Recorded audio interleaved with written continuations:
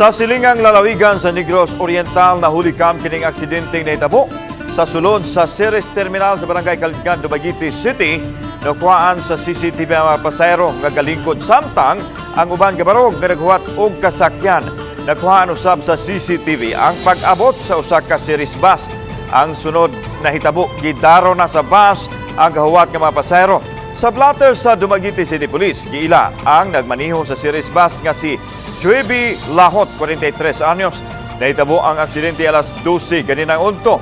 Matod ni Police Lieutenant Colonel Juson Paralag, ang hipis sa Dumaguete Police Station. Nga swerte lang nga daw gihandos lang ang mga lingkuranan nga nagsilbing sagang sa mga pasahero. Nakaangkon og mga minor injuries ang mga biktima. Tulo sa mga biktima nga nadalas tambalanan tagalungsod sa Minglanilla o mga minor de edad. Karon ma'am, ato man ko nag-determine whether it is a mechanical malfunction or human error. Pagkataging sa atuang driver is mechanical error, meaning ma'am, napatiyo or nakuha ng iyang brake.